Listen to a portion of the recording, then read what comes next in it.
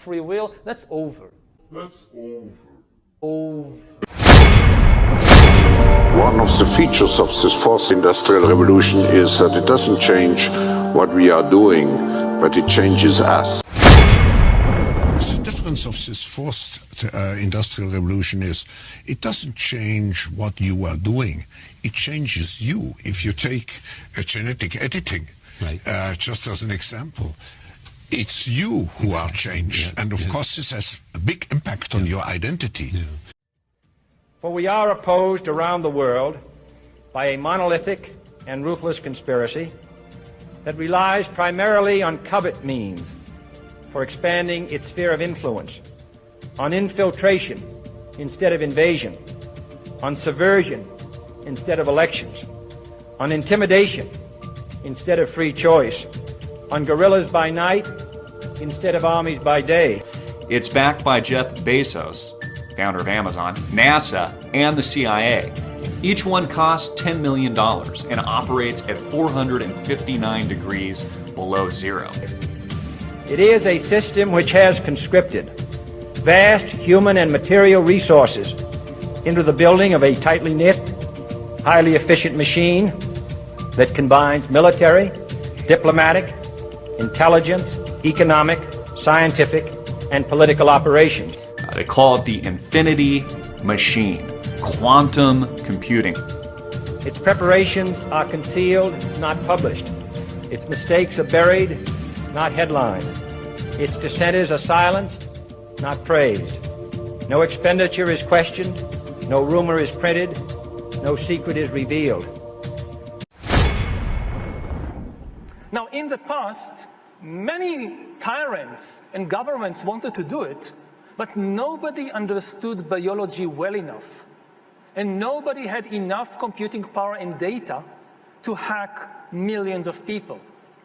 Neither the Gestapo nor the KGB could do it. But soon, at least some corporations and governments will be able to systematically hack all the people. We humans should get used to the idea that we are no longer mysterious souls. We are now hackable animals.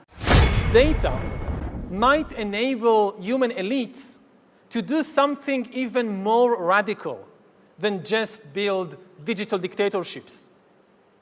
By hacking organisms, elites may gain the power to re-engineer the future of life itself. Because once you can hack something, you can usually also engineer it. And if indeed we succeed in hacking and engineering life, this will be not just the greatest revolution in the history of humanity.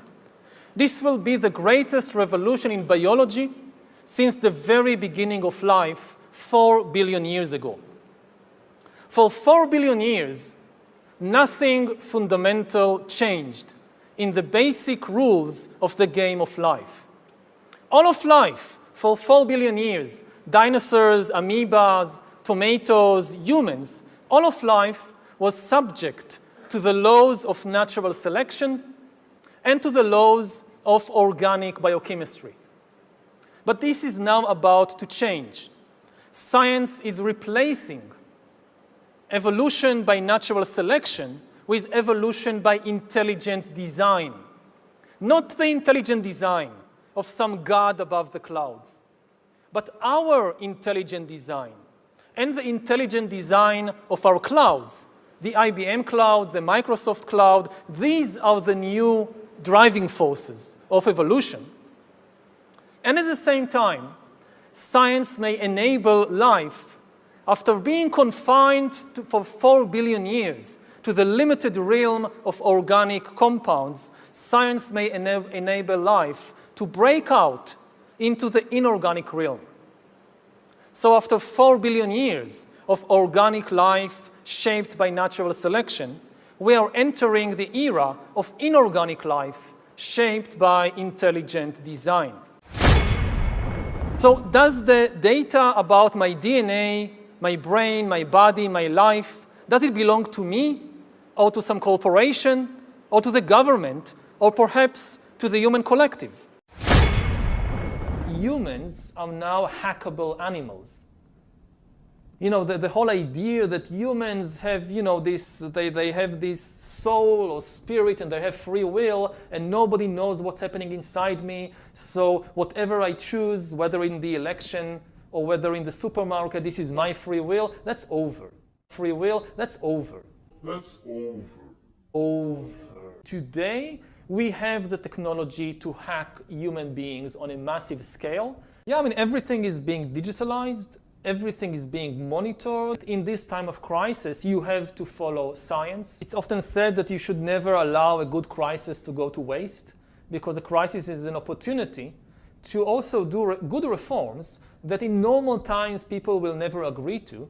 But in a crisis, you see, we have no chance. So is maybe the most important development of the 21st century is this ability to hack human beings, to go under the skin, collect biometric data, analyze it, and understand people better than they understand themselves. This, I believe, is maybe the most important event of the 21st century.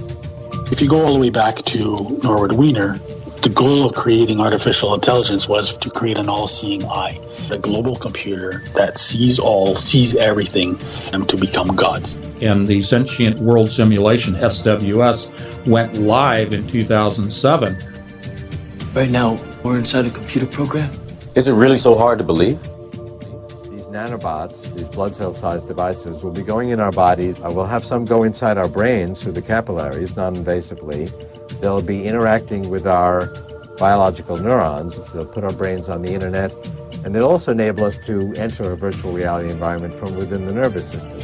So if I want to go in a virtual reality environment, the nanobots will shut down the signals coming from my real eyes and my real skin and create the signals that would be appropriate for the virtual environment, and then it'll feel like I'm in that environment.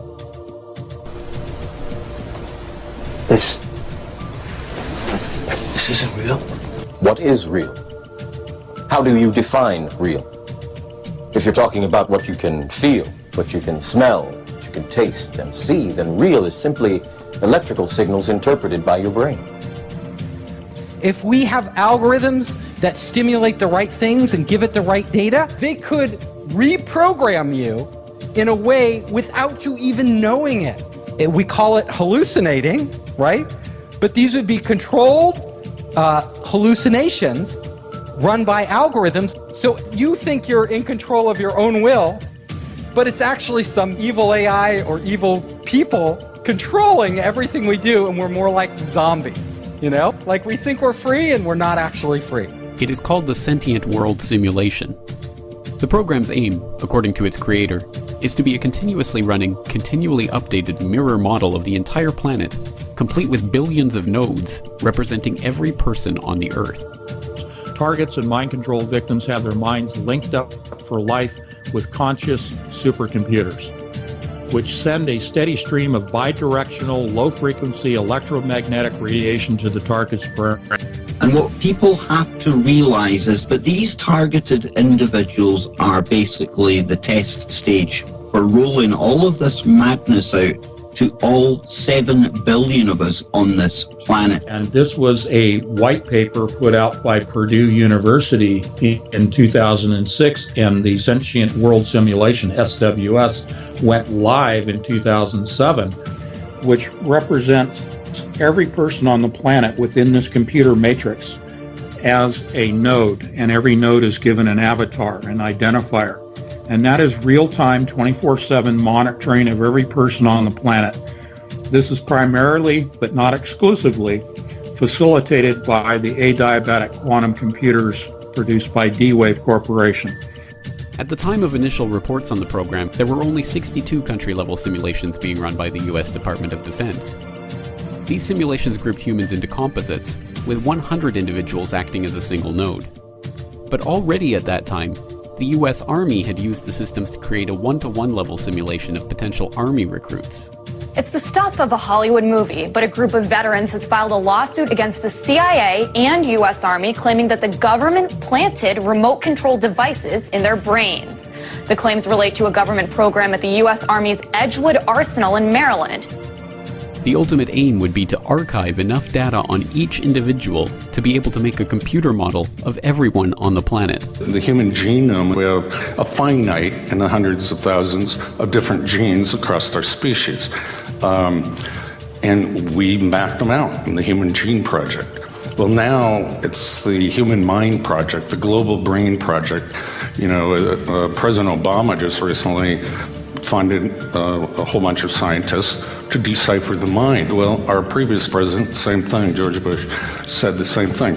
They're trying to decipher every possible thought and uniqueness due to culture and language and whatnot. And the goal is to make a cognitive model or map of the victim's brain. Ultimately, the system replicates and digitizes the will, intellect, and emotions, the soul of the targets, and downloads this back into the conscious computer. Robots the smartest people. Artificial intelligence, AI. The idea is to port the software from the human brain. First, we're going to need lots of cheap, fast, parallel computers. He was referring to parallel processors, about servers. What he did not state was that it is actually the quantum computer systems coming out of D-Wave that actually creates and drives this new matrix known as the SWS. It is not transistor-based servers that run this. They are qubits, quantum bits. It is the SWS and D-Wave that comprises this new matrix. Second, we're going to need to scan individual human brains in fine spatial and chemical detail to see exactly what cells are where, connected to what, or what type. We could scan my brain from inside, sending scanners through the bloodstream, billions of them, in the form of nanorobots or nanobots, and capture every detail of my synapses and neurotransmitters, and create a virtual Ray Kurzweil in a very powerful computer. And it would be indistinguishable from me. It would pass a Ray Kurzweil Turing test. And third, we're going to need computer models of how each kind of brain cell works, taking input signals, changing interval state, and sending output signals. If we have good enough models of all the kinds of brain cells and a good enough model of a brain, we can put it together to make a good enough model of an entire brain, and that model would have the same input-output behavior as the original. So if you talk to it, it might talk back. If you ask it to do things, it might do them. And if we could do that, everything would change. The Manhattan Project gave us the atomic bomb. The Genome Project gave us the human genome. The third great initiative could be the Connectome Project, to map the entire human brain. And that may take a quantum computer. Okay, the first thing I can tell you is that M's spend most of their life in virtual reality. While this is what you would look like in virtual reality, this is what an M would look like when virtual reality. It's computer hardware sitting in a server rack somewhere. But still, it could see and experience the same thing. But some things are different for M's. An M can make archive copies, and with enough redundant archives, an M can be immortal, in principle, though not usually in practice. And an M can move its brain, the computer that represents its brain, from one physical location to another. M's can actually move around the world at the speed of light. And by moving to a new location, they can interact more quickly with M's near that new location. Emulation is really what we talk about in the SWS as the nodes, the avatars. Every single person on the planet, okay, out of Purdue University's own paper in 2006, every person is assigned a avatar. They're represented computationally in the AI system that drives the SWS as a computer node, but they're given an avatar marker.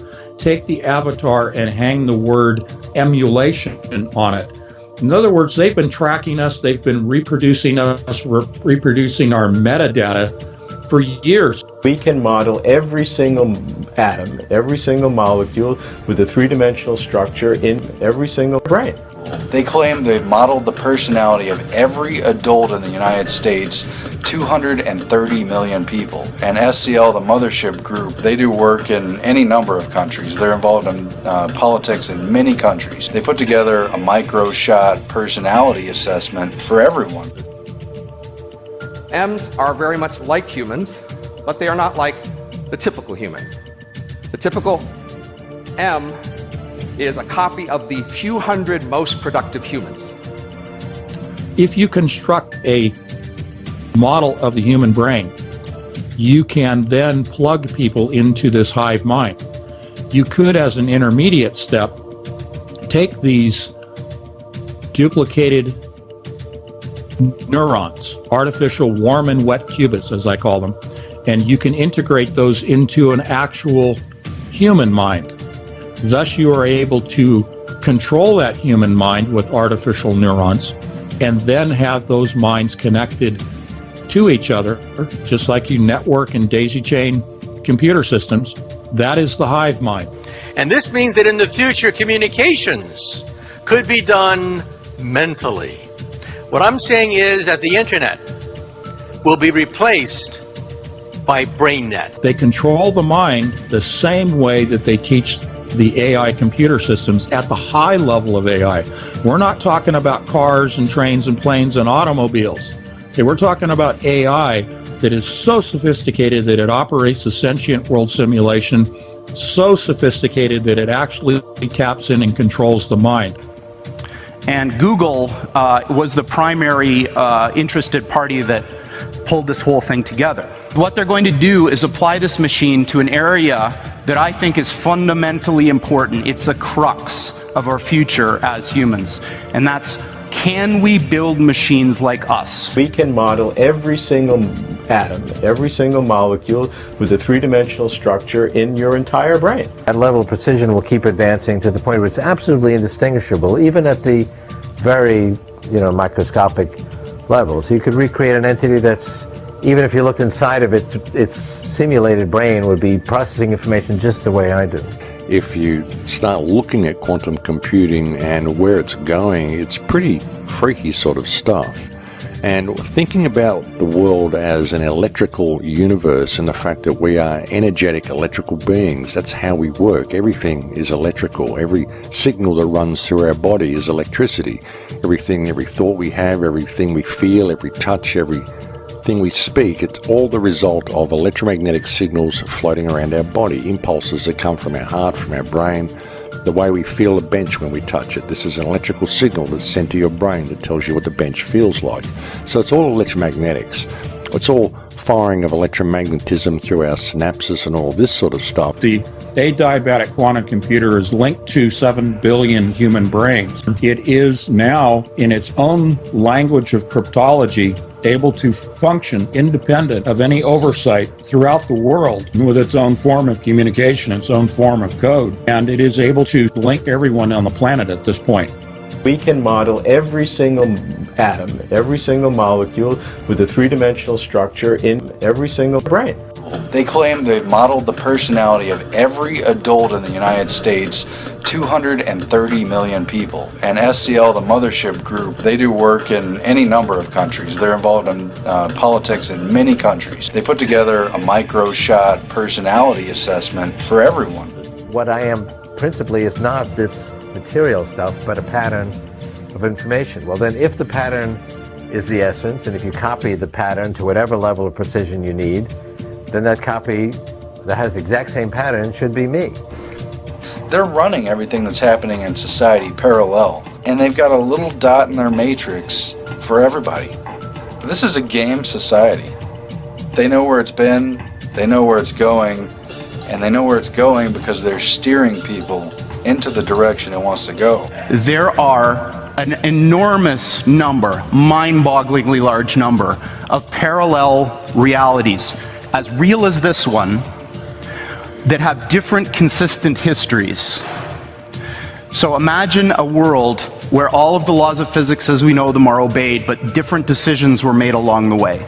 Different decisions at the level of tiny microscopic particles, different decisions all the way up to what you chose to eat for lunch, and whether you chose to come to this session or not. This is an article from 10 years ago. Sentient World, War Games on the Grandest Scale.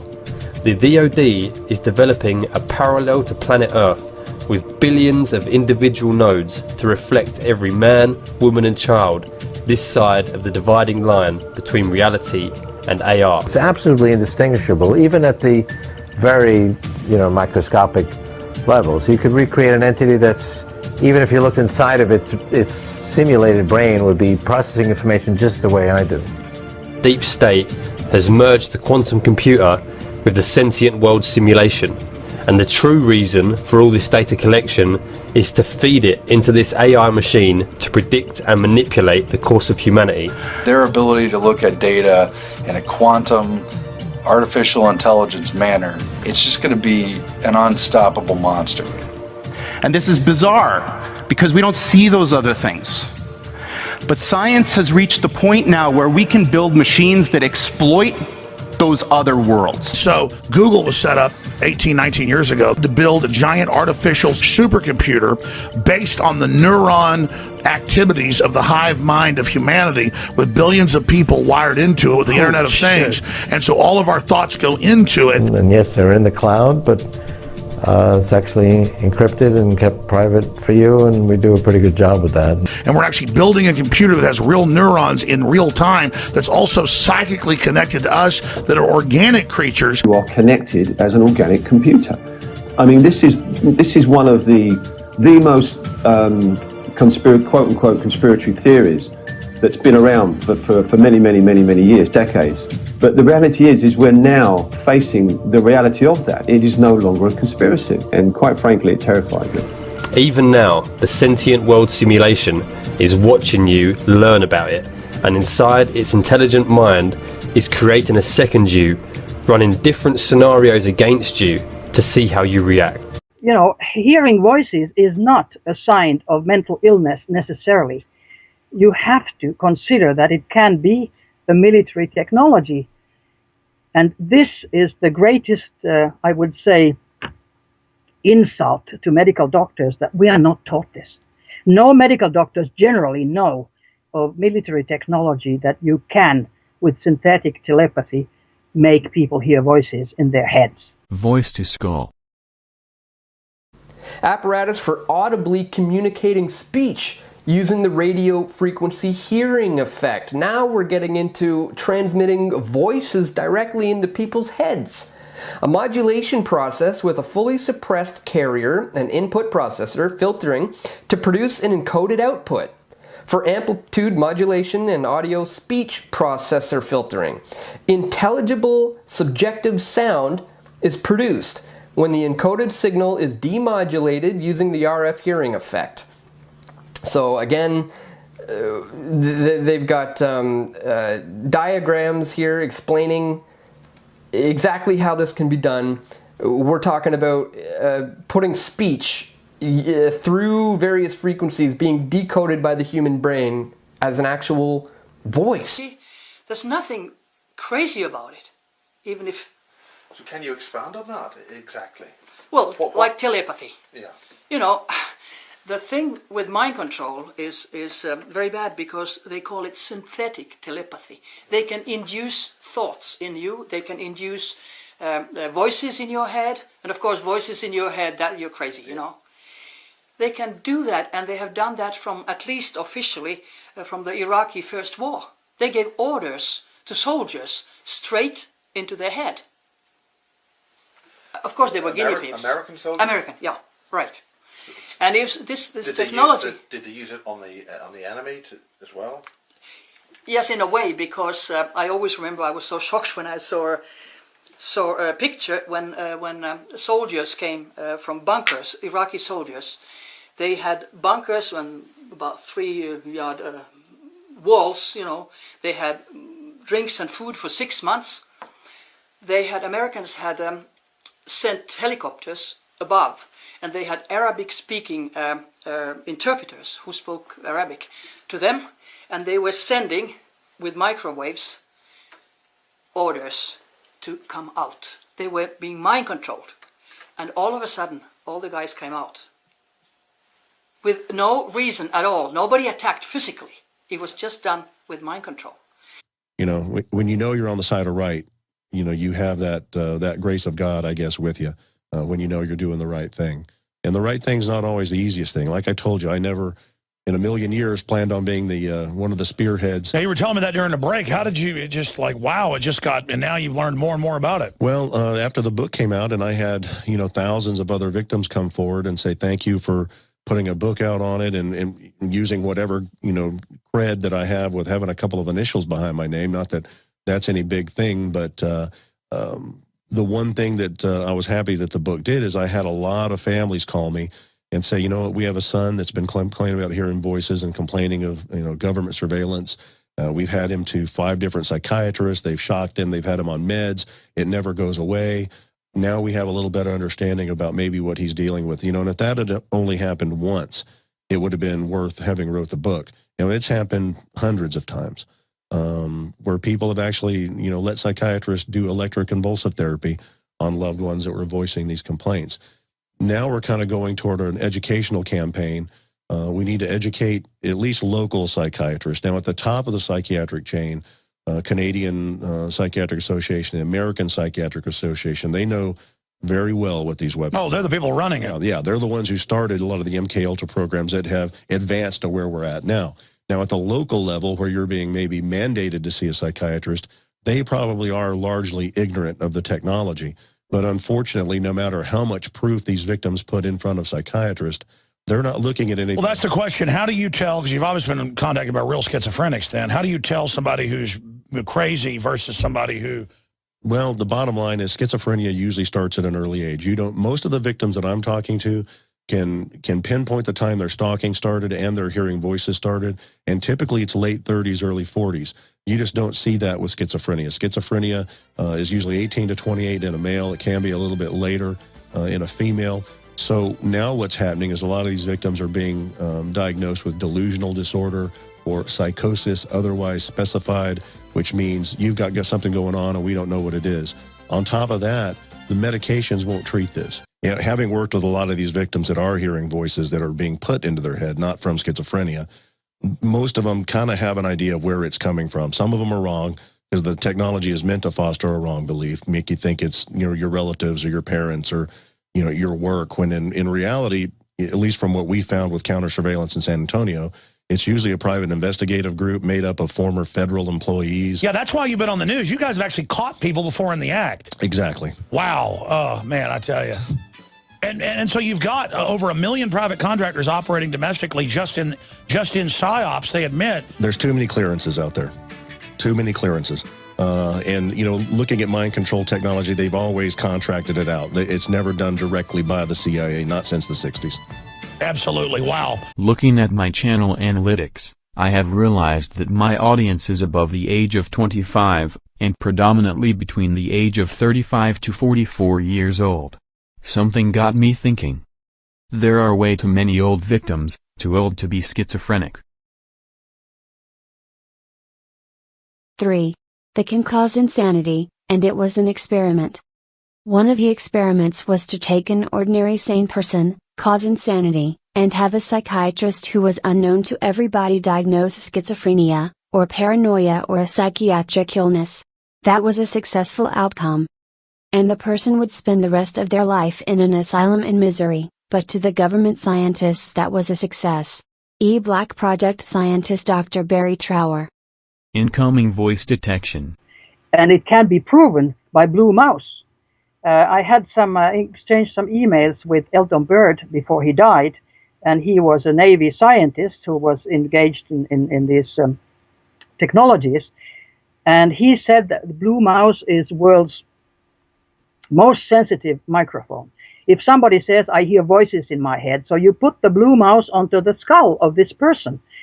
And this microphone, Blue Mouse, takes the words, the sentences that the person hears, and everybody in the same room can hear it. So it is not a sign of mental illness, it is military action towards this person with electromagnetic fields and electromagnetic beams, radiation. And of course it's criminal. But this can be absolutely proven. But how many know a Blue Mouse? Very few, I would say.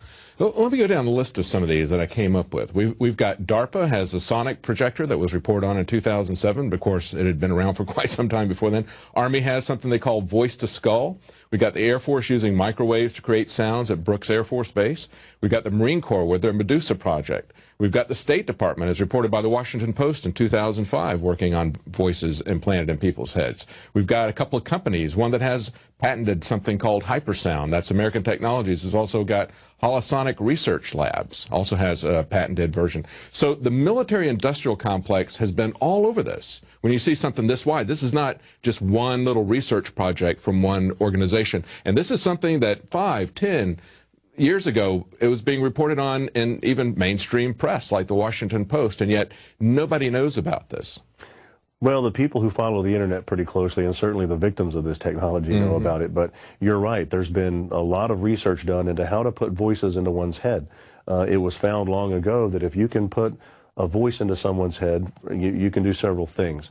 If I put a voice that's foreign to your normal thought pattern in your head, that becomes harassment.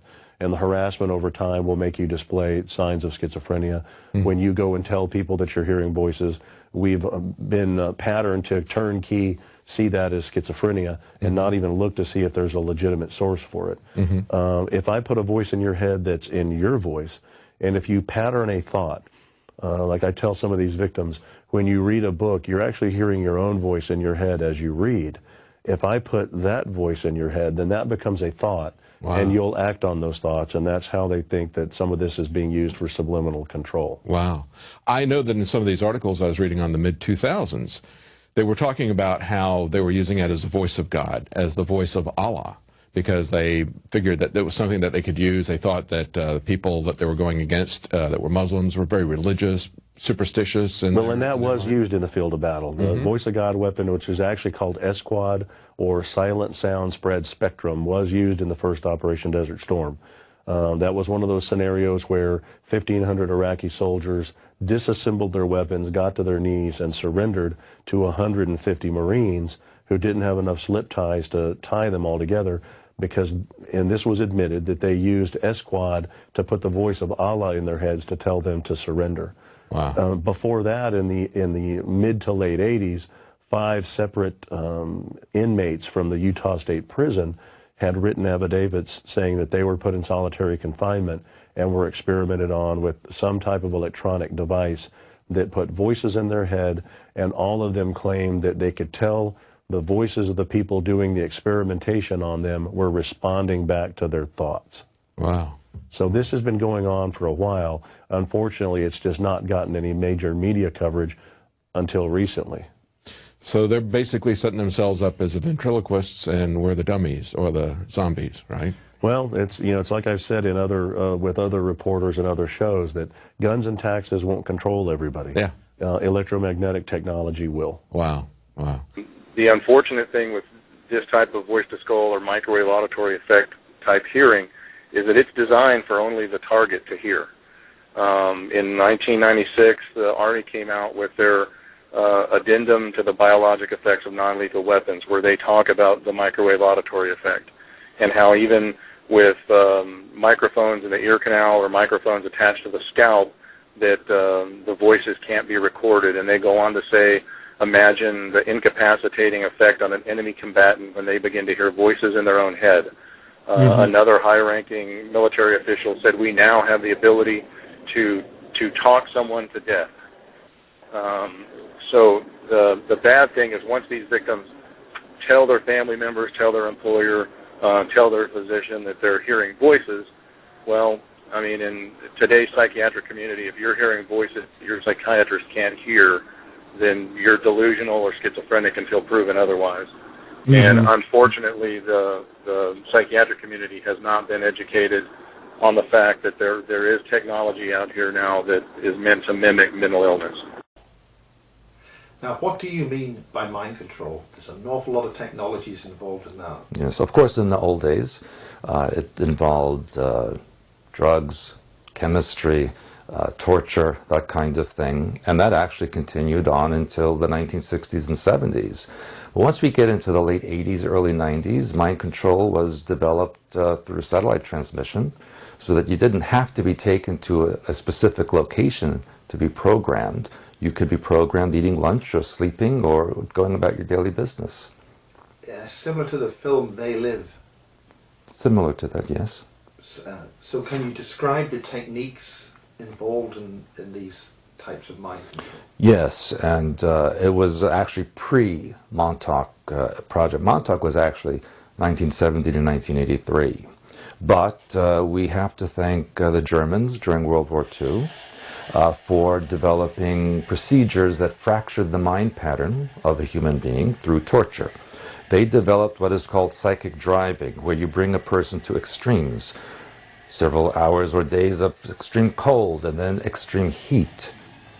You can give them starvation for several days and you overfeed them, make them sleep for days and then keep them awake. Fracture. The mind doesn't know what to expect. And then this was developed further by Dr. Ewan Cameron, who, after the war, brought the Nazi techniques to Canada, actually, in the late 1940s. He's a Dr. Ewan Cameron was a Scottish scientist who was very interested in this kind of work. And after the war, as people know now, U.S. it was Project Paperclip, where they would bring valuable Nazi scientists, doctors, etc., to the United States, Canada, UK, even to the Soviet Union, where they would continue their experiments, and they were saved from the Nuremberg trials, etc. And Dr. Ewan Cameron got the German information, and he started clinics in Montreal, in Ottawa, and Toronto, and he enveloped or enhanced the psychic driving. He started out in mental institutions where he would have the subjects in a room where they would have a split board between their eyes. One side would see a flower blooming, another side would see an animal being ripped apart. In one ear would be classical music, and another ear would be loud, horrendous music. Was it important which side saw what scene? They would switch sides so that the left brain, which is the ego, physical reality-based side, and the right brain, the creative, emotional, spiritual side, would then be confused as to what to accept, and the mind would then fracture. And that's when programming was initiated in the mind pattern.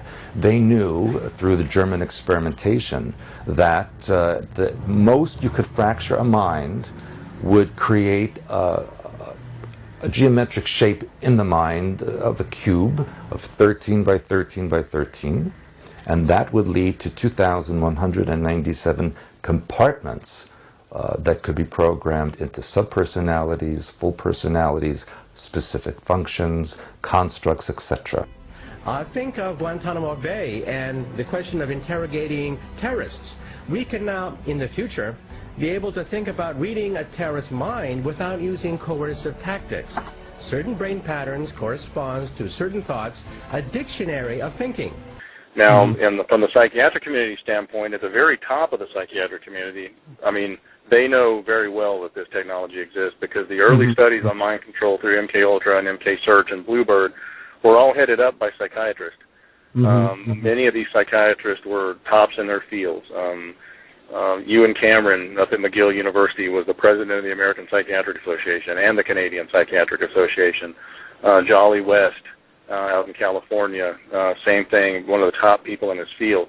Now, does this knowledge trickle down to the community psychiatrist that you're going to be sent to in your hometown? Probably not.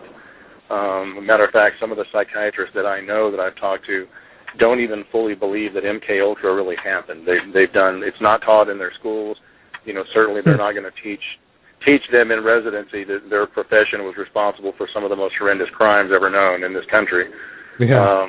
So they're largely ignorant of the technology, and that's where it's really, you know, kind of our charge to educate the community psychiatrist anyway, that just because someone's hearing voices doesn't mean they're schizophrenic. They may actually be a victim of criminalization. So that's where we need to do a better job, probably educating them. Unfortunately, when you're another physician trying to tell a psychiatrist, fellow physician psychiatrist, that voices in somebody's head is technologic, you know, and not mental illness, then you're subject to getting a diagnosis as well. So, civilian and military units shall be trained in containment and combat of classified, including irradiated classified, with possibility of classified airborne, classified flesh-eating, classified, and or all of the above, in such event as classified spewing, classified escape. Here's the publication number, the type, the application number. It was published, as you see, in 2000, and it was filed in 1998. And so it's been a couple of years that it's been out, because now we're in 2014. However, I can only imagine that the advancements that this has made since then, just something to think about. It lists the inventor and all this information in case you want to look at that. But let's just get into the nitty-gritty of this thing. Okay, here's what the patent's title is: Communication System and Method Including Brain Wave Analysis and or Use of Brain Activity. Now here's the abstract, the overall of what it is about. A system and method for enabling human beings to communicate by way of their monitored brain activity. The brain activity of an individual is monitored and transmitted to a remote location.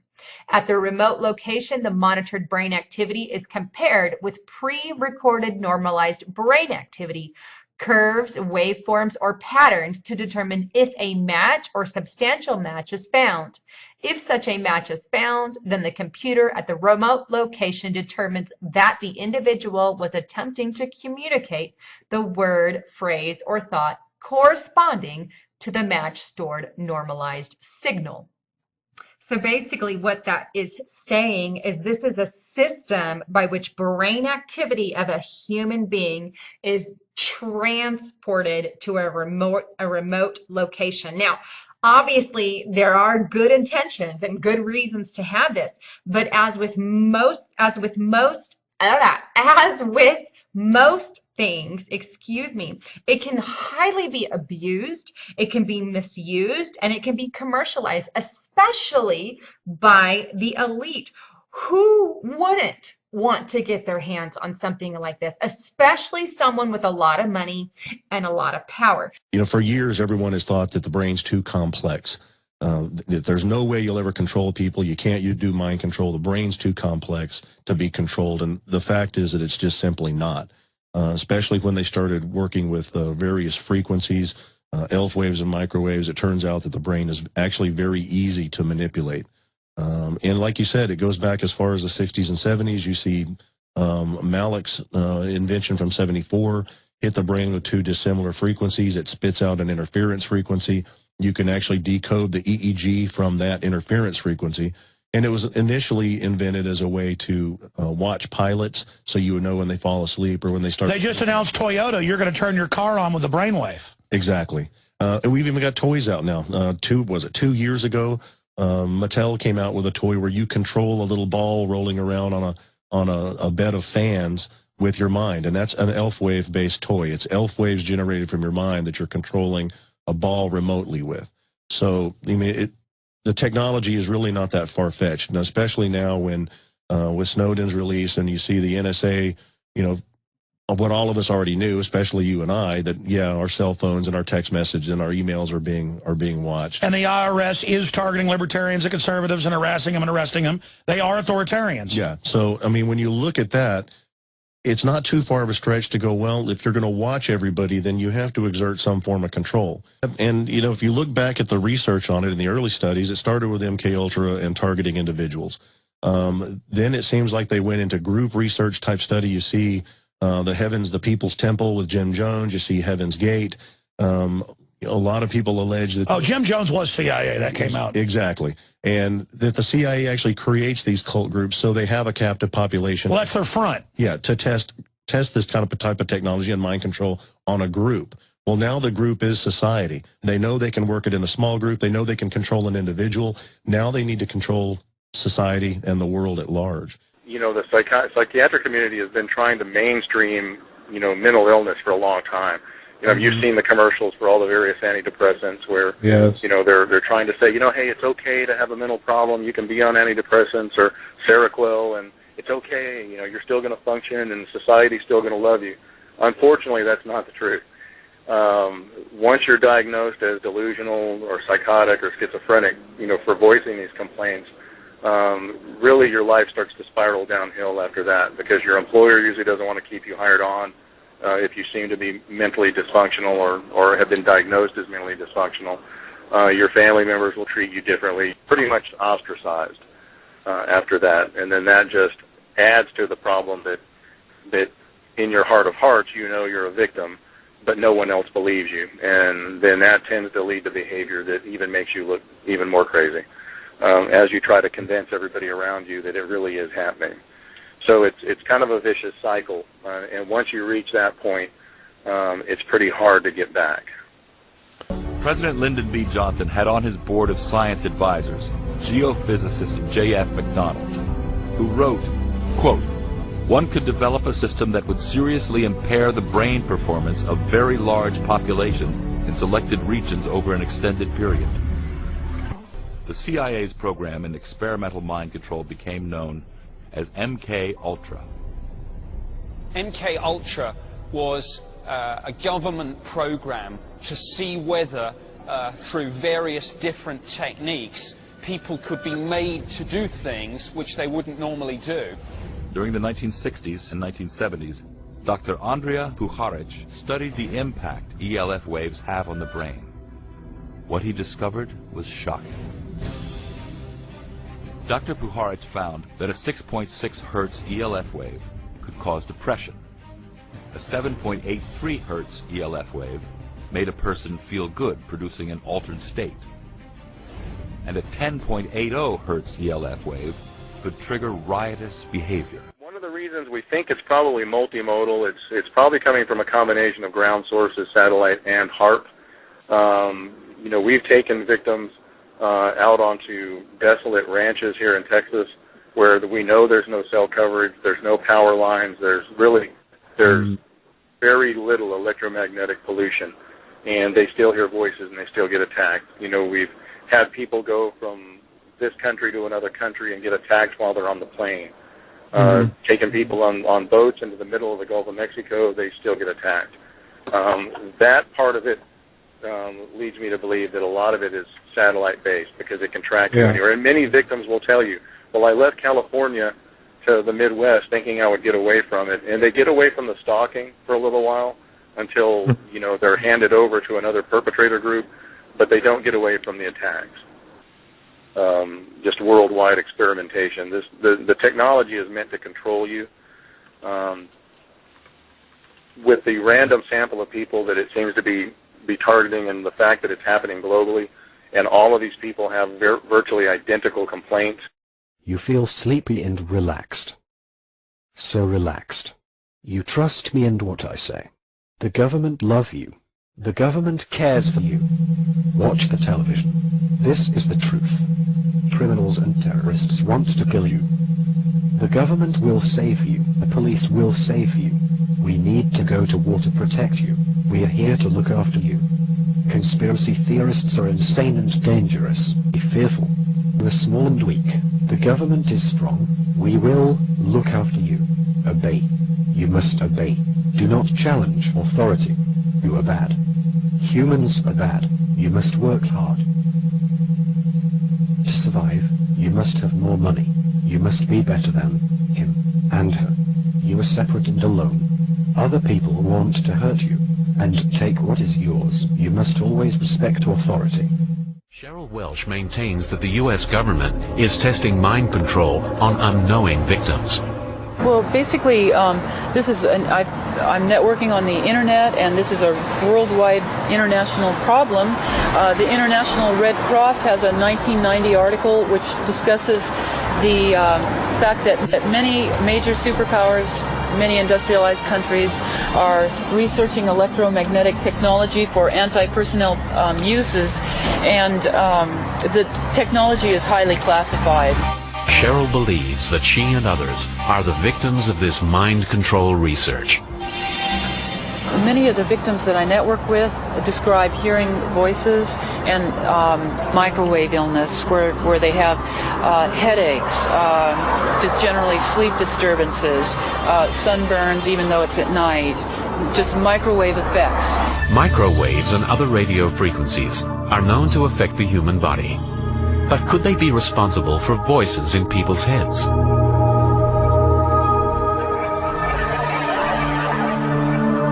In Chicago, Illinois, a world authority on microwave hearing shows how it could work.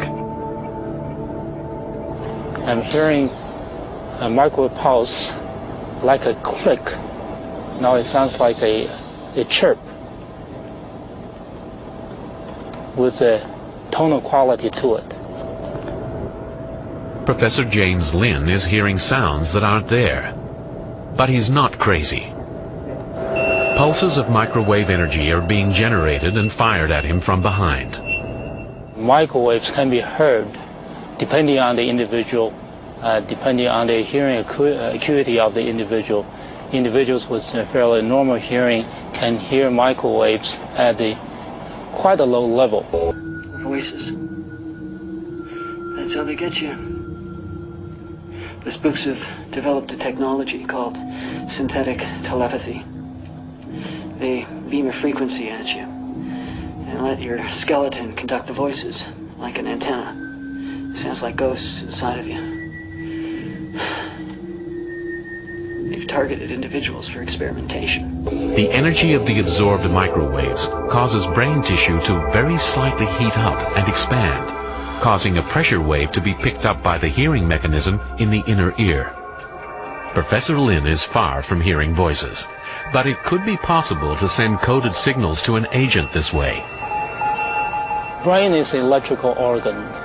It is susceptible to electrical signals. Since microwave is electrical, therefore, in principle, one could embed or encode information in the microwave signal such that it could be perceived by the brain. That there would be a national security force, and every town would have blimps, even small ones over it, that were solar powered during the day, and that then you would have microwaves to spy on people for their safety, of course, and all the rest of this, and how ground-penetrating radar to look through your walls, and now they're launching all this. And it's all designed for control. Well, I'm just saying they can put a lot more cheaply on these. Yeah. Yeah. Well, and, the satellite, we're launching reconnaissance satellites and surveillance satellites, every couple of weeks. There's a ton of them up there. And I know when I talk to the victims, they say, well, is it one or two or three? It's thousands of reconnaissance satellites that are up there.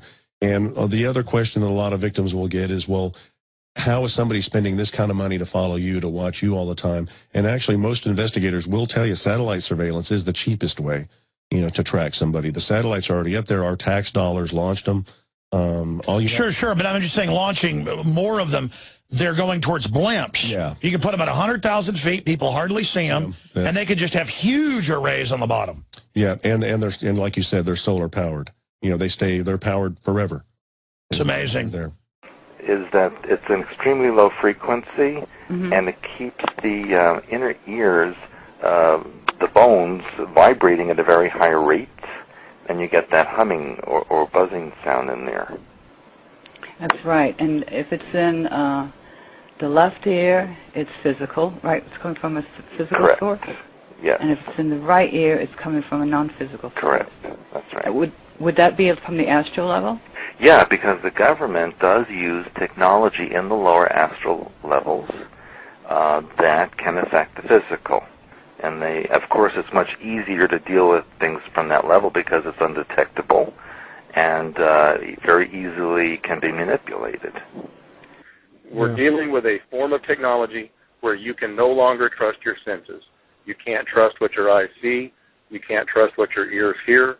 And more than that, you can't trust what you really believe to be true or false. HAARP is a bank of 180 antennas, each as tall as a 7-story building, erected near Gakona, Alaska. The antennas emit extremely low-frequency waves, also known as ELF waves, into the upper atmosphere.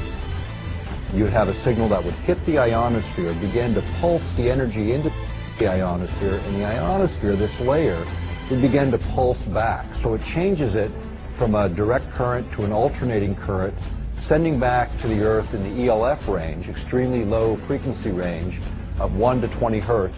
Those same frequencies, 1 to 20 hertz, happen to correlate with predominant brain frequencies in human beings. I don't know if you've ever heard of the False Memory Foundation.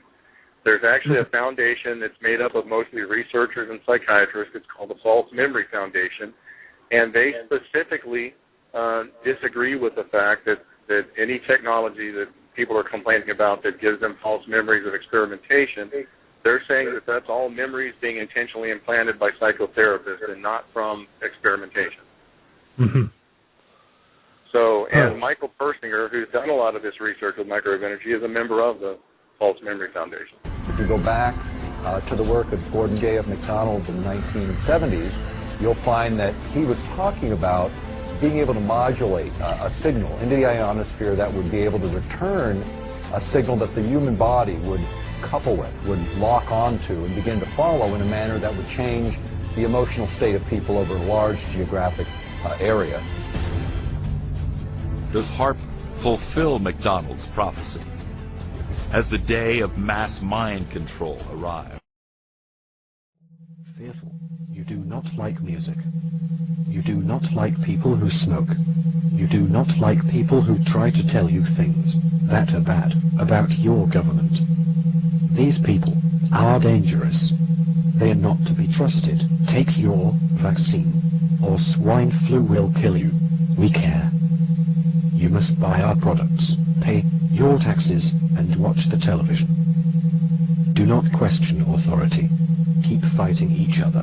Do not question. Violence in films is sexy and exciting. Sex with strangers behind your partner's back is exciting. Your partner is boring. Your partner is cheating on you, does not love you. You are worthless and not worthy of being loved at all. The Russian Mind Control Program, Controlled Offensive Behavior, USSR, is a 1972 U.S. Army study of Soviet mind control experimentation. The Russian Directed Energy Weapons Program focused on targeting of individuals, not groups. Soviet dissidents were the target of microwave anti-personnel weapons and mind-altering techniques that sought, quote, the total submission of one's will to some outside force. Electromagnetic weapon mind control surfaced in the 1973 Russian Conference on Psychotronic Research. The agenda for the Prague meeting included the following 5 topics: erasure of the subconscious mind, development of ESP, induction of paranormal effects in dreams, the mechanical equivalent of neuropsychic energy, and the psi gene. The Soviets were known to have potent blinding lasers. They were also feared to have developed acoustic and radio wave weapons. A 1987 issue of Soviet Military Power, a Cold War Pentagon publication, warned that the Soviets might be close to, quote, a prototype short-range tactical radio frequency weapon. The Washington Post reported that year that the Soviets had used such weapons to kill goats at 1 kilometer's range. Under so-called normal circumstances, the human mind is under operation of a core personality. And the core personality will function in an intact manner during daily life, etc. However, when trauma and extremes are introduced simultaneously, the mind cannot handle the overload of input, and so it starts to dissociate. In fact, very often the personality will actually leave the body to a degree so that it doesn't have to experience the pain and trauma that is being inflicted upon it. And so the mind then starts to compartmentalize so that a portion of the mind will handle what's being done, while another portion of the mind is distracting the consciousness or the personality from the trauma. And if this is done repetitively, then both the distraction and the awareness start to fracture because they can't handle the overload. It is another objective of this invention to provide a system capable of identifying particular nodes in an individual's brain, the fringes of which affect characteristics such as appetite, hunger, thirst, communication skills.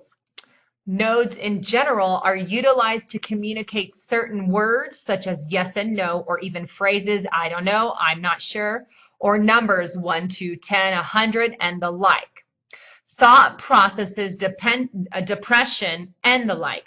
When such nodes are identified, they may be specifically monitored by one or more sensors to analyze behavior or communication or words, phrases or thoughts, In other embodiments, devices mounted to the person, and get this, underneath the scalp, may be energized in a predetermined manner or sequence to remotely cause particular identified brain nodes to be fired in order to cause, get that, cause a predetermined feeling or reaction in the individual, such as a lack of hunger, lack of depression, lack of thirst, lack of aggression, lack of Alzheimer's disease effects, or the like.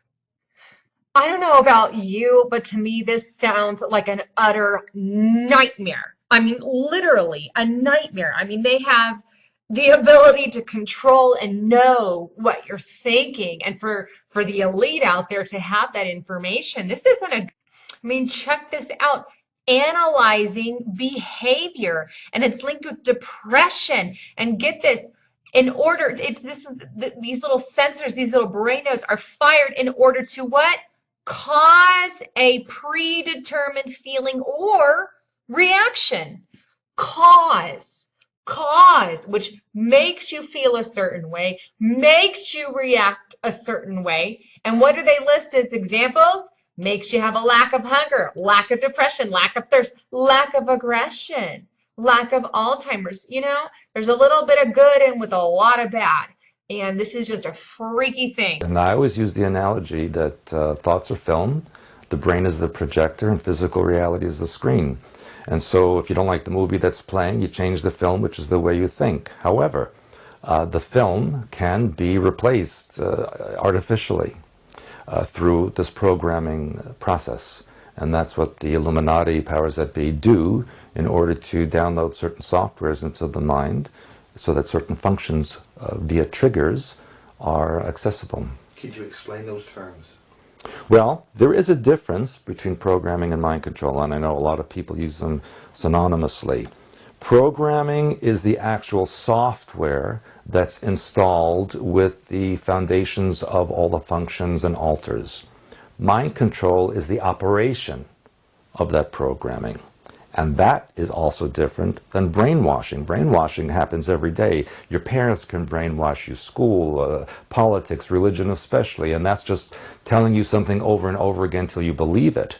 But the programming and mind control is an embedded pattern that actually hooks onto your foundational mind patterns and is an overlay. And so you think that it's your own thought when actually it's been artificially introduced. According to this article in the Washington Post magazine, in 1994, the Air Force Research Laboratory carried out experiments where scientists used technology to transmit phrases into the heads of human subjects. How? By burying subliminal messages in microwaves and beaming them into a person's head. The Air Force denies it's working on one. But patent number 6470214, issued on October 22, 2002, says otherwise. The patent title, Method and Device for Implementing the Radio Frequency Hearing Effect. The agenda behind those? The agenda behind all of this is to create a society that is robotical, very similar to what you see on the Borg in Star Trek. You know, you report to a computer system, you don't question anything, you don't deviate from your functions, you do what you're told, and there is no independent thinking to do otherwise. The part that is important is that to the Illuminati, this is a form of their society, this is their culture, and they do this to ensure that the culture does not deviate from its agenda through eons of time. That it's time now that people in America and all over the world become more aware of the many thousands, if not larger numbers of victims of people that have been used in mind control experimentation, as well as being used within our own government and other governments as operatives that have been under mind control, used as a slave labor force without their own knowledge or awareness. One scary possibility that we would have to guard against is that is it possible that hackers of the future could somehow manage to peek inside our own heads? there may be reason to be concerned. No, electronic harassment as a whole with this surveillance is electronic surveillance. Turns the target, like myself, into a walking, talking piece of surveillance equipment. They have the ability to see through my eyes in real time, hear through my ears, everything that's said. It's interesting because it would be almost the perfect way to implement something known as man-machine interface. If you can stimulate the brain, you can stimulate vision, you can stimulate auditory cortex, you can stimulate movement, you can stimulate the passions, you can stimulate desires, you can basically address your brain directly. Many observers would say that normal humans have inventive creativity. They have art. They have a whole pile of new things in their minds. It would infer that by some other group of people demanding a hive mind or a bored mind or a cyborg mind or something that is totally controlled, that they are maybe different to other people here. You know, everybody has the same potential. And as far as a hive mind is concerned, yes, that is exactly what they would like. A ruler, the queen bee or whoever it happens to be, sends out or transmits a signal to the worker bees, the slaves, who carry out that signal or order. And that is what the Illuminati wish. Remember, we're on a planet of over 7.5 billion people. The Illuminati, Committee of 300, all the control systems, if you add them up, it's only a few 100,000 people. And that might sound like a lot, but in comparison to billions, it's minute. And so armies and weapons are not enough. The population could overwhelm that small minority. And so the most logical thing that they can do is mind control the population. What HAARP is doing is creating a shield in the ionosphere over the Earth and trying to create weather manipulation so that we think there's such things as global warming when in fact it's just a manipulation of our weather and geological events as well. Let me ask you about the success of Montauk. Do you know if they accomplished anything that was just truly extraordinary? Well, I think that they did accomplish their goal, and right now, 100% of the Earth is affected by mind control or scalar waves that are transmitted now from satellites in space that completely ring the Earth and are enhanced by ground antenna that we see as cell tower microwave transmissions, so that at any moment they can transmit a mind control wave to specific areas of the Earth, to specific people. And a lot of what's happening now with the chemtrails is also creating a web or a network around the Earth, like a shield or radio wiring, so that it's like a grid that covers the Earth, and they can pinpoint very specific locations now and transmit whatever they wish to create. Brain node fringes are the basis of thought and mind processes of individuals. Certain embodiments of this invention enable such brain fringes and behavior to be captured by an external device. So something can read your brain and keep that information. It is an object of this invention to utilize a normalization of normalizing curve or waveform or pattern based upon monitored brain activity to detect or determine thought process by the monitored individual. In such a manner, individuals can transmit by satellite what they are thinking or intending to think via their monitored brain activity without the need to talk or write down the information. Telepathic kind of stuff, if you will. Okay, then it goes on. Each individual has a distinct pattern of brain node fringes or brain activity. Each person is believed to be different in this regard, and this is creepy. Thus, a separate brain activity file may be stored in a memory for each individual. So they can store information on every one of us on our brain activity. If the NSA spying on Facebook, through your cars, through your, through your electronical devices, through your washing machine, if it isn't enough that NASA's already or the NSA, sorry, not NASA, bleep there, but if the NSA is already spying on everything that you do, why do they need to go as far as to know what we're thinking? If you think it's bad now, it's about to get a heck of a lot worse. I've heard from victims from Norway, from Sweden, from China, from Italy, from Germany, from India, from Yemen, just about everywhere. This is a global thing. The eventual intent will be to control the world population with. Bond says he's found more than 300 victims locally and is tracking others across the state through billboards. In Johnson Valley, a Freedom House just opened to help people who believe they are being targeted. To many of you who find yourselves the object of covert harassment, that there is hope and that you are not alone, and that we are striving to find legislation and we're working towards freedom for all. Jarek Robinson leads a national group called Freedom from Covert Harassment and Surveillance. He says he knows who's playing mind games. Rogue government officials that are sponsoring this, also corrupt business officials, and private citizens. And he also told us how. Most of it is delivered by microwave, and I believe it's satellite delivered, whether someone is on a remote location using a laptop.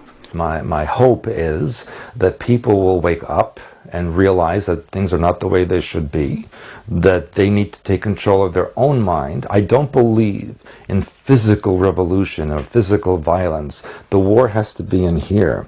You have to take control of your brain, of your mind pattern, of your emotions, and do release work that will undermine the mind patterns of the programming and then release what's hooked on to those mind patterns and access your core personality, reintegrate who and what you are, sew those compartmentalized pieces of the mind back together so that we can have the society we're supposed to have. Why does this happen? Because, as I said before, we project out what's in our mind patterns and the world reflects it back. So humanity as a species has a victimization mind pattern. When you have a victimization mind pattern, you attract tyrants and oppressors. And so, what we see, it's really, we must take responsibility. You can't blame the Illuminati or the aliens.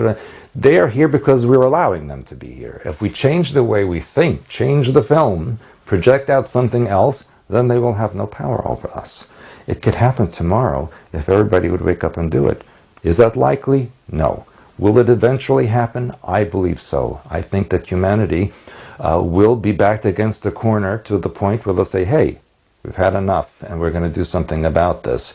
The Illuminati, the mind control, the programming, all of this, they want you to think that you're disconnected from the source, from the God mind. But that can never be. They can only make you have an illusion that that is so. But in actuality, you can never be disconnected from Creator. And so it's my hope to teach people how to take that part of them, the creative part, and extrapolate that into their lives and project that out so all of this will go away. Okay, how do people wake up? This is what I teach in my work.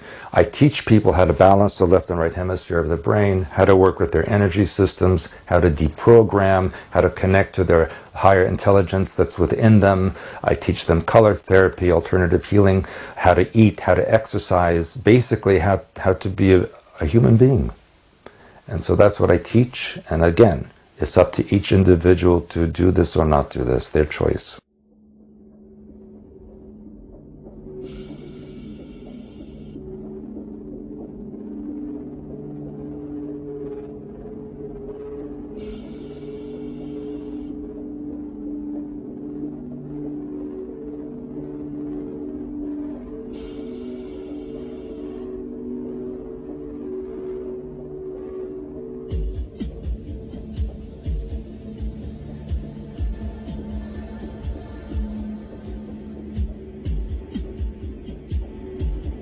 You know, the bad thing about someone being able to hear your thoughts in real time, which is the way this technology works, is the social ramifications it's going to have will be far greater than probably the good that it can do.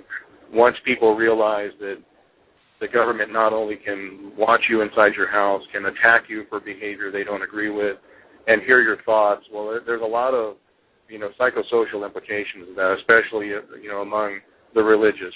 When you pray, or, it's not God hearing your prayers, it's the government, and that's going to be disconcerting to a lot of people. The first thing is that, and I tell this in all my classes, that there's nothing to fear. You are always loved. You can do nothing wrong. And when I say that, it's not that you should murder people. It's that whatever does happen, there's a reason for it and a lesson to learn from it. And that you must take control of your own mind so no one else takes control of your mind. And research who and what you are. What are your origins? Where did your family come from? And I encourage you to go to the sources, not to read in books or on the internet, but go to where you originated and go from that source back, because that's where the information is. And to be kind to each other. You must be kind to each other. Get rid of the anger. Get rid of the hostility. There's no reason to fight. Now is the time to unify, but for the right reasons. I don't know how much you believe about global warming. My personal belief is that it's been fairly well debunked when they caught the scientists trying to lie about their results on temperature changes. That was probably going to be the initial global boogeyman. The general public always needs a boogeyman to be scared of to wrap them into control. We had 9/11, therefore we had the Patriot Act. We needed to surrender our civil liberties for our safety. Well, for the UN to have a global government, they'll need a global boogeyman. And the global warming thing kind of got debunked. If you've noticed, there's more and more coming out in the news now about aliens, alien contact. The UN has appointed a delegate for when there's alien contact. Even Fox News, one of the most conservative news channels, is doing stories about alien contact on occasion now that 5-10 years ago you've never seen on Fox News. That's all part of conditioning to eventually that the Project Bluebeam, alien contact will be what gives us the feeling that we need a global government to combat the alien invasion. And I can foresee that happening here relatively quickly in the future. Good morning. My name is Carol Rosen. In 1974, after being a 6th grade school teacher, I was introduced to the late Dr. Wernher von Braun in the U.S., the father of rocketry. In my first meeting with him, during that first 3.5 hours, he said to me, "Carol, you will stop the weaponization of space." And I said, teachers don't stop until June. He said, "No, you have to understand, this is February, and we have to prevent the weaponization of space because there is a lie being told to everyone that the weaponization of space is now first being based upon the evil empire, the Russians. There are many enemies," he said, "against whom we're going to build this space-based weapon system. The first of whom was the Russians, which was existing at that time. Then there would be terrorists. Then there would be third world countries. Now we call them rogue nations or nations of concern. Then there would be asteroids." And then he would repeat to me over and over, "And the last card, the last card, the last card would be the extraterrestrial threat." Well, at the time, I kind of laughed when he said asteroids, and when he said extraterrestrials, I knew I wasn't going to deal with that subject. And now we hear on the news just today, this week, that they've slid in another enemy. Only this time we're going to protect our satellites. In other words, we have to have some reason to spend these trillions, to waste these dollars on a space-based weapon system, and they're all lies. This is a system, he told me, that would never protect anyone. Even back then, he talked about suitcase bombs. He talked about chemical, viral, bacterial, biological warfare, that these space-based weapons would never protect us against. And then he told me that, in fact, if you travel around the world, which I did after he died in 1977, I met with people in over 100 countries who were friends. They didn't want to build space-based weapons. I became a space and missile defense consultant. And I worked with people around the world. I became an advisor to the People's Republic of China. They don't want to build a space-based weapon system. And he told me back then that they didn't. He said, go to Russia. They're considered to be the enemy. I got on a plane by myself. When I got to Russia, I had a list of people that I had read out of the newspaper. Chernenko was in office then. He was the only one I didn't get a chance to meet. They introduced me to everyone when I got there. And when I got back, I said, oh my Lord, this man is telling the truth. There is no threat. And I've been waiting until this day for 27 years. And I'm expecting the spin to happen, because he also explained to me that as a military strategist, as a person who worked on the MX missile, which I did later, he said, you will find that there is going to be a spin to find some enemy against whom we have to build space-based weapons. And now we should expect the spin, because he said part of the formula for the intelligence community is if they might have a weapon, then we have to consider that they do have these weapons. So now they do have these weapons, so now we have to build these weapon systems. And that's the formula, except that it's all based on a lie. And we have witnesses here today that have shown you that these extraterrestrial beings, that these craft that have come here are now not UFOs, they're identified flying objects. And we know that they have beings in them. And we have witnesses here who have told you that they can shut down our missile silos. They can stop a rocket going into space that's a test. We have witnesses here who have worked in the classified departments, who have the courage to come forward here to support what Wernher von Braun told me back in 1974 to 77. And I will testify before the Congress that when I founded the Institute for Security and Cooperation in Outer Space, which I shut down a few years ago because I didn't believe we had a chance with this huge, integrated around the world, complex weapon system, that we had any chance at all of transforming that war industry into a space industry that could provide benefits, like Dr. Greer has said, of global warming. We can end that situation of that problem. We can end the energy crisis. We can build now non-polluting technologies. Wernher von Braun used to tell me that we could have cars back then that drove around off the ground. He described this to me on beams so that we have no pollution on this planet. And we can solve the problems of the people that are urgent and potential, and the other animals and the other cultures on Earth and in space. And we can end the arms race without dislocating the industry jobs, without disrupting the economy, by transforming, Wernher von Braun told me, the war industry into a global cooperative space industry that will provide, he said, finally, more jobs and profits on this planet than during any hot or cold wartime, more products and services that can be applied directly to solving the problems of this planet. And we can have a whole planet now that lives in peace on Earth, with all the cultures on Earth and with all the extraterrestrial cultures in space. And these are words that Wernher von Braun told me in 1974, and I will testify before the Congress under oath about everything I have said and more. Thank you.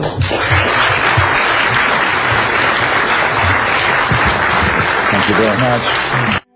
Just as music from the radio is a physical manifestation of an intangible signal, our experience of emotion is the physical manifestation of an intangible signal as well. It has been shown that our emotions have a vibratory frequency to them. Furthermore, there are only two emotions that humankind experiences: fear and love. All other emotions branch either directly or indirectly from these two emotions. Fear has a long and slow frequency vibration to it, while love has a very rapid and high frequency. To show that vibration is the very foundation of existence, Hans Jene developed what is known as cymatics in the 1940s to show that when vibrations of sound are passed through a form of media, there is a set pattern that will follow. When the frequency increases, the media develops into a more complex pattern. This is precisely what is happening to our Earth and to humanity. There are 64 possible codes of amino acids in our DNA structure made from 4 elements: carbon, oxygen, hydrogen, and nitrogen. By any means of logic, we should have all 64 codes activated within our DNA structure. Yet we presently only have 20 active codes. And of these 64 possibilities, it appears that only 20 of these codes are turned on right now for us, the 20 amino acids. There is a switch that turns off and turns on where those coding sites lie, and that the switch for that turning off and turning on is what we call emotion. And this is the first time that we've ever seen the patterns of emotion directly physically linked to human genetic material. Well, fear is a long, slow wave of emotion. So this wave of fear is a long, slow wave and touches relatively few sites on this DNA. So an individual living in fear is limited to the number of antennae that they have available to them, whereas an individual living in the pattern of love, this is love in DNA. You can see it's a higher frequency, shorter wavelength. We have many more potential sites for coding along that genetic pattern. This information, this is amazing. This is the first time we've ever had a hard digital link between emotion and genetics. This is important to understand because another researcher named Vladimir Popanov measured tiny particles of light called photons inside a vacuum tube. The photons were scattered as expected. A sample of DNA was then entered into the vacuum tube and they measured the photons again. They found that the particles of light aligned themselves along the axis of the DNA. Then, as they removed the DNA sample, the photons remained aligned to the same form of the DNA, even though no DNA was present. This is what is known as the phantom DNA experiment. Science has now bridged a very important gap between physical and ethereal, or spiritual. Our emotions directly affect the structure of our DNA, which directly shapes the physical world we experience every day. You know, we've just got to not let fear get to us, because that's the control system's most potent weapon. Well, I think that, you know, the spraying from the air, I mean, I've been to 50 countries over the last 20 years, and even when I visit my friend Credo Mutwa, the Zulu shaman in South Africa near the Kalahari Desert, you look up in the sky and the bloody chemtrails are there. They're everywhere.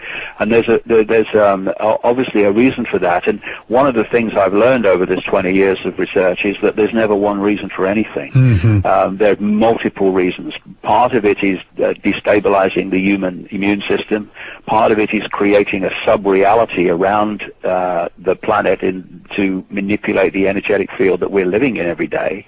And I'm absolutely convinced that the chemtrails and the manipulation of the lower levels of the energetic field, Earth's energetic field, which we live in and experience all the time, is connected in part to the HAARP transmissions, which, of course, HAARP has many multiple levels of technology and applications, and one of them is literally creating mass fields of thought, which we decode as our own. I had a friend in America who told me a few weeks ago that she, her husband, her son and a son's partner had exactly the same dream about Barack Obama in the same night, which was a dream saying that he was a good guy and a wonderful guy and all the rest of it, which you know, a day's research will show you is a nonsense. But and she said immediately that she felt that some kind of technology had been broadcast and people had picked it up. What they're seeking to access is the pineal gland to literally transmit thought, perceptions, dreams into your reality. We need to be aware of this, because not every dream is a premonition of oh, you know, all the rest of it. They can be broadcast out, and we can decode them and thinking it's a dream we're having when it's actually something we're picking up. And that's what part of the HAARP system is.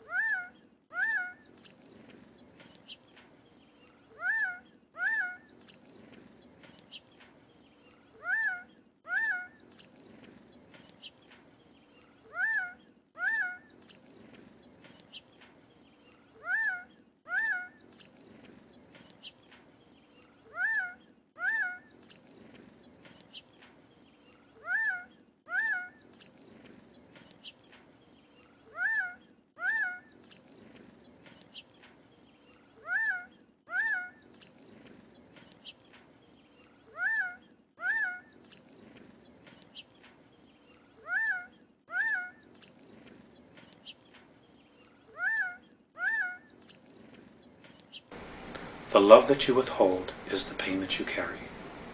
That's been the most memorable one, only because of what that particular statement entails. When we leave our physical form, and what many of the Catholicisms teach, you're judged by God. It just simply isn't true. We judge ourselves. And what I read in that statement is that when we cross over, we look at the places in our life where we withheld love, that we maybe didn't give enough. And we judge ourselves on that. The love that you withhold is the pain that you carry. This is the difference between the power of our Creator and anything else, particularly evil. That you can go into a pitch black room full of evil, full of darkness, and light a little candle, and instantly that darkness flees. But you can't do the opposite. You can't go into a well-lit room full of truth and wisdom and righteousness and joy and health and harmony with the universal power. And you can't take any amount of darkness and go into that well-lit room and have any effect whatsoever. That is the metaphor which I frequently think of when I think that I'm not empowered. It is the greatest lesson for me, and I think for everybody else, to know that we're on the winning side and that we win in the end. What we need to do is to make people aware that they are eternal light, they are eternal energy, they cannot die, and the whole world's and our individuals' development to higher realms is the goal.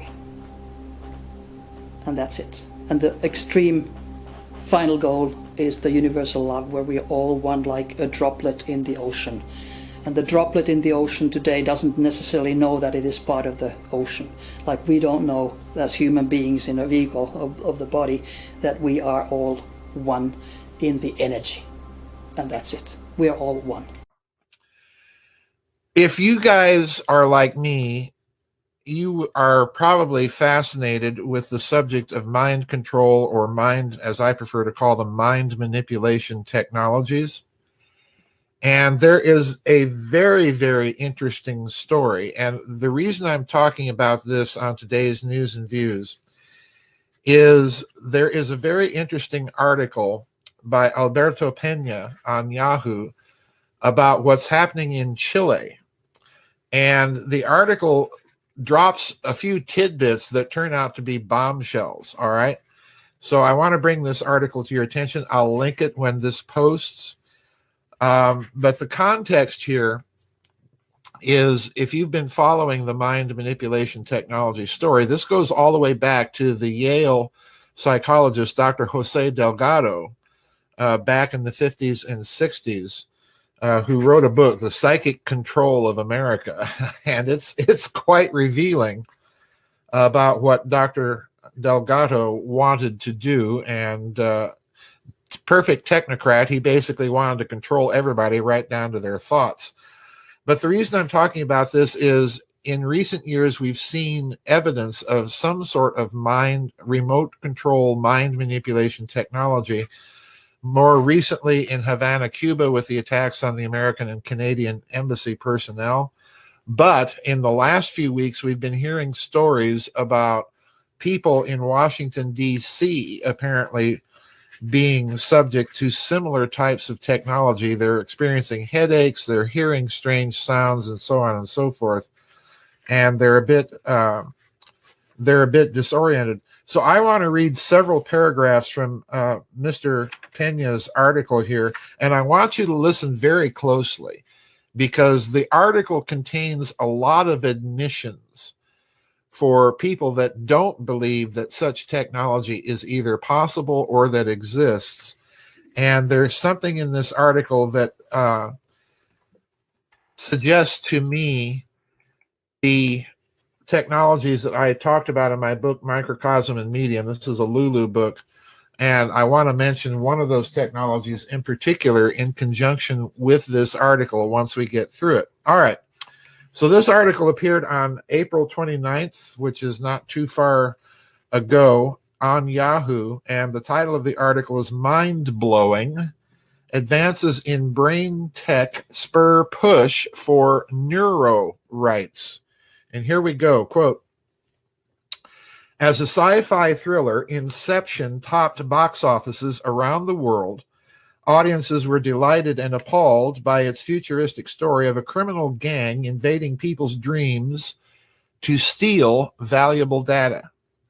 More than a decade on, the technology envisioned by filmmaker Christopher Nolan is likely not far off, according to experts in Chile, who have moved the security debate beyond burglar alarms to safeguarding the most valuable real estate people ever own, their minds. The South American nation is aiming to be the world's first to legally protect citizens' neuro rights, with lawmakers expected to pass a constitutional reform blocking technology that seeks to, quote, increase, diminish, or disturb, unquote, people's mental integrity without their consent. Opposition Senator Guido Girardi, one of the authors of the legislation, is worried about technology, whether algorithms, bionic implants, or some other gadgetry that could threaten, quote, the essence of humans, their autonomy, their freedom, and their free will, unquote.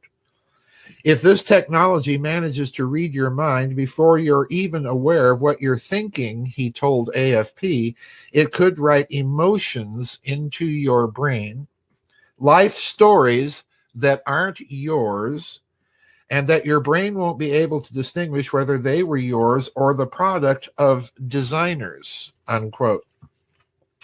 Skipping a bit now. In 2013, then U.S. President Barack Obama promoted the Brain Research Through Advancing Innovative Neurotechnologies initiative, which aimed to study the causes of brain disorders such as Alzheimer's, Parkinson's, and epilepsy. Back in Chile, Science Minister Andrés Couve told the AFP the neuro rights debate, quote, is part of a consolidation of new scientific institutionality in the country that is now capturing international attention, unquote. But many are worried about the potential for nefarious actors to abuse technological advances. Really? Chile's President Sebastián Piñera proposed at last week's Ibero-American Summit in Andorra that countries legislate together on the thorny issue. Quote, I call on all Ibero-American countries to anticipate the future and to adequately protect now, not just our citizens' data and information, but also their thoughts, their feelings, their neuronal information, and to prevent these from being manipulated by new technologies, unquote, the conservative Piñera said. The Chilean bill contains four main fields of legislation: guarding the human mind's data, or neurodata, fixing limits to the neurotechnology of reading and especially writing in brains. Latch onto that one, folks. That's huge. Setting an equitable distribution and access to these technologies. In other words, make them public. And putting limits on neuroalgorithms. Spanish scientist Rafael Yuste, an expert on the subject from Columbia University in New York, told AFP that some of these technologies already exist. Now, let me repeat that. We just had, oh boy, here, the mail runs right now during my news and viz.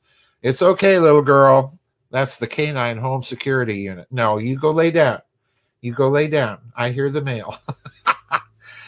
So we have the bill in Chile talking about equitable distribution and reading and writing technologies. That's the crucial point. And then we have the Columbia experts saying these technologies already exist, all right? So do the math here of what is really being said in the article. Now let me skip a couple paragraphs and give you three more outtakes from this article. If you can enter there, this is Yuste, the Colombian expert, or Columbia University expert, if you can enter there into the chemical process of the brain and stimulate or inhibit them, you can change people's decisions. This is something we've already done with animals, unquote, said Yuste. The risk is that without proper safeguards, the technology might be used to alter people's thoughts, employing algorithms via the internet. In other words, this, folks, that is a huge tell, because they just admitted something I've been saying for years, that any electrical circuitry, including the circuitry in your home, including your computer, can be used as a broadcast mechanism if you know how to do it, all right? And what they're really saying here is they can manipulate subtly algorithms on your computer to influence your mind, all right? Now let me get back to this. The risk is that without proper safeguards, the technology might be used to alter people's thoughts, employing algorithms via the internet to reprogram their hard wiring to dictate their interests, preferences, or patterns of consumption. Skipping another paragraph. Neurotechnology can be scary if you think about dystopian science fiction scenarios. However, for every dystopian scenario, there are 10 beneficial ones, said Yuste, who sees neurotechnology as a new renaissance for humanity, unquote. So, folks, what this article is, and the reason I'm bringing it to your attention today, is basically it's an admission now at an official national level, coming from Chile, that number one, the technology exists. Number two, it's a read-write technology. In other words, they can read your brain and they can write information into it depending on manipulation of algorithms and so on and so forth. Now, let me go back to my book here for a moment. That's Microcosm and Medium I'm talking about. Let me go back to that book for a moment, because in that book I pointed out that mind manipulation technology comes in all sorts of disguises and guises, from advertising, from art, from music, to the hard technology of actually using microwave interferometry to modulate information onto a broadcast beam and use that to manipulate a person's brain, all right? And I pointed out in that book something very interesting. Remember, this is not only a write technology, it's a read technology.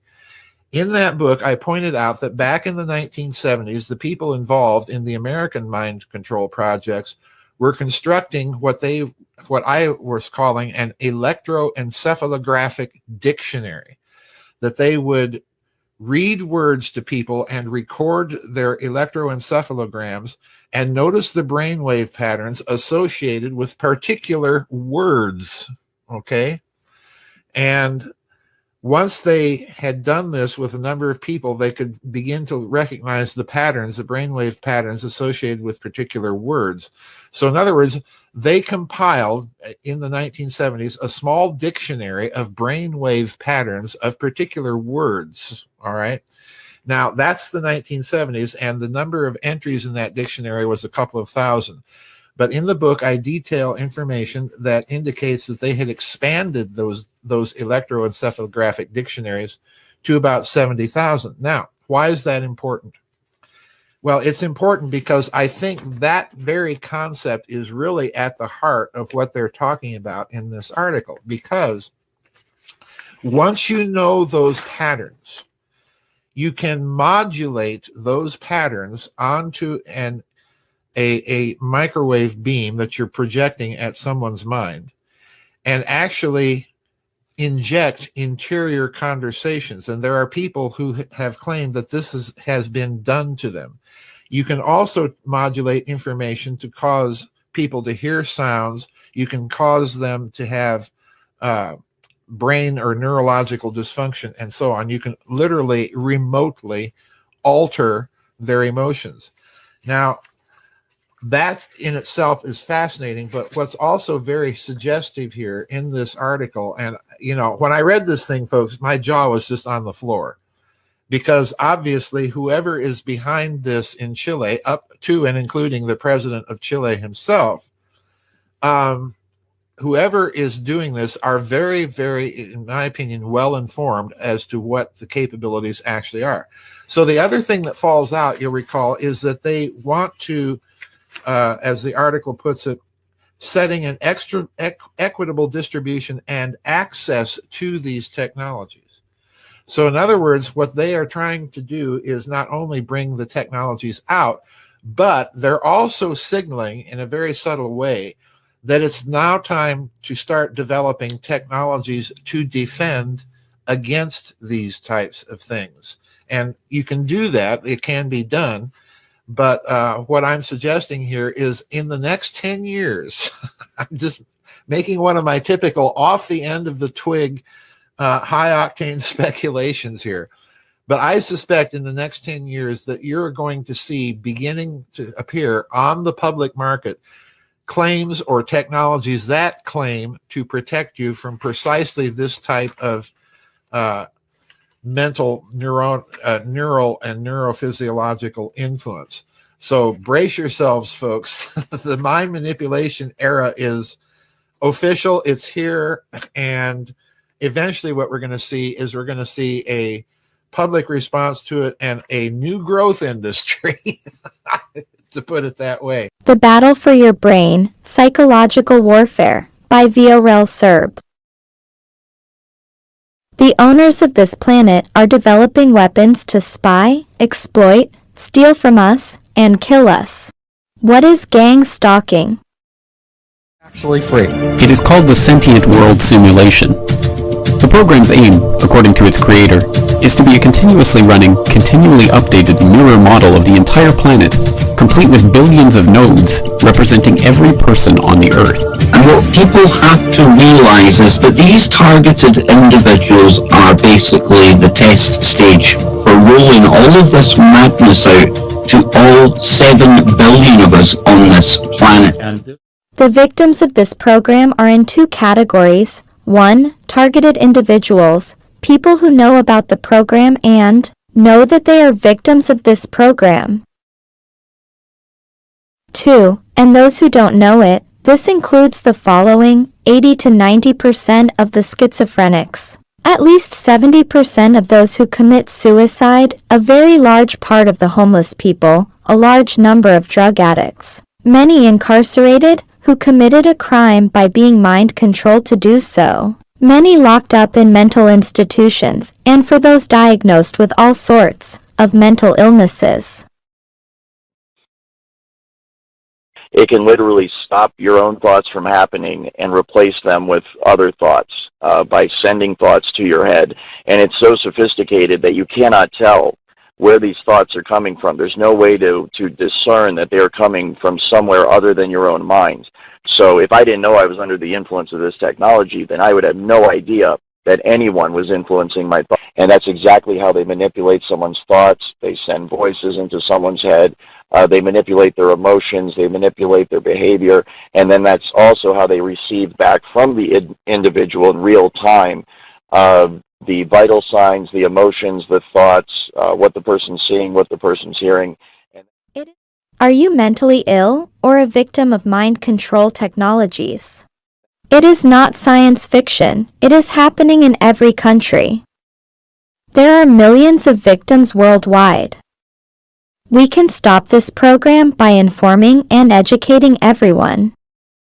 This is where my book comes in to educate the general public. This book describes the technologies, tactics, techniques, methods used in this program. It helps the reader to detect, collect, and organize evidence. The book is available on Amazon, Google, Apple, Kobo, and on all the major platforms.